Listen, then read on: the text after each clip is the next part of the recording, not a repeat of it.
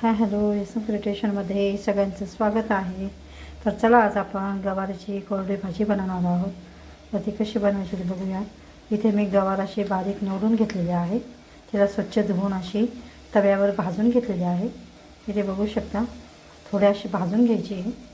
आता आपण गॅसवर पातेलं ठेवून घेतलेलं आहे आणि आता आपण त्याला फोडणी देऊया. कशी द्यायची ते बघूयात. तर आता इथे मी 2 चमचे तेल टाकून घेते.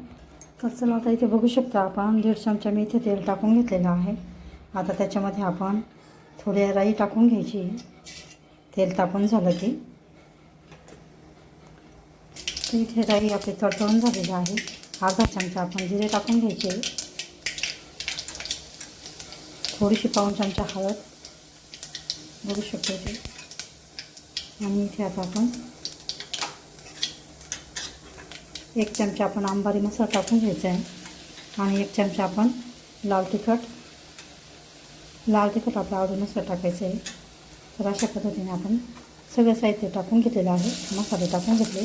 तर त्याच्यात आपण ह्या शेंगा टाकून घ्यायच्या आहे आणि त्याला छान परतून घ्यायचं फोडणीमध्ये हे अशा पद्धतीने. तर आता इथे बघू शकता सगळ्या शेंगा मी इथे फोडणीत टाकून घेतलेल्या आहे. तर छान अशा फोडणीत तेलामध्ये परतून घ्यायचं आहे. आपण त्याआधी भाजून घेतल्या होत्या आणि आपल्याला तेलात पण थोडं परतून घ्यायचं आहे. पटकन आपल्या शेंगा अशा ह्या शिजतात मग.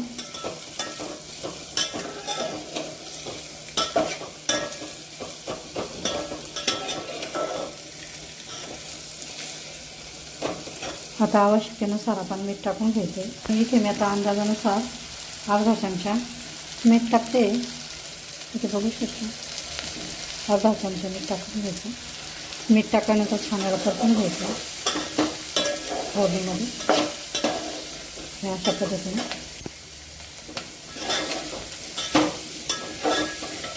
1 चमचा लाल तिखट, 1 चमचा थोडा अंबारी मसाला टाकलेला आहे, थोडी पाऊण चमचा हळद आणि थोडी मोहरी आणि अर्धा चमचा आपण जिरे टाकलेले आहे. मस्त हे छान असं फोडणीमध्ये परतून घ्यायचं आहे. आता आपण हे परतून झाले तर आपले मसाले जळून आपण थोडं पाणी टाकून घ्यायचं आणि याला छान असं शिजून घ्यायचं आहे फोडणीमध्ये तेल सुटेपर्यंत.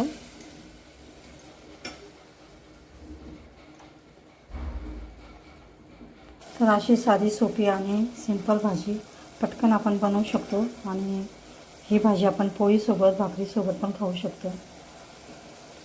तर याच्यात मी आता 1 छोटा ग्लास भरून पाणी टाकून घेते शिजण्यासाठी. तुम्हाला पातळ ठेवायची असेल तर पातळ पण ठेवू शकता किंवा कोरडी करायची असेल तर कोरडी पण करू शकता. तर याला छान असं आपण आता शिजवून घेणार आहोत ह्या पाण्यामध्ये. तर अशा पद्धतीची याला जास्त साहित्य पण लागत नाही. कमी साहित्यामध्ये आपली भाजी तयार होते. तर अशा पद्धतीची भाजी तुम्ही पण नक्की करून बघा. जर माझे व्हिडिओ तुम्हाला आवडत असेल तर लाईक करा, शेअर करा, चॅनलला सबस्क्राईब करा. तर याला आपण 10-15 मिनटं आता छान अशी शिजवून घ्यायची आहे. तर याच्यावर आता मी झाकण ठेवून शिजवून घेणार आहे. ते बघू शकता अशी छान आपली गवारीची कोरडी भाजी तयार झालेली आहे.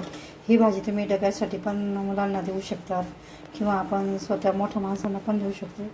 इथं ही थोडे शेंगा असल्यामुळे ही थोडी भाजी झालेली आहे. तर अशा पद्धतीची कोरडी शेंगाची भाजी तुम्ही पण डब्यासाठी नक्की करून बघा. व्हिडिओ आवडल्यास लाईक करा, शेअर करा, चॅनलला सबस्क्राईब करा. व्हिडिओ बघितल्याबद्दल धन्यवाद.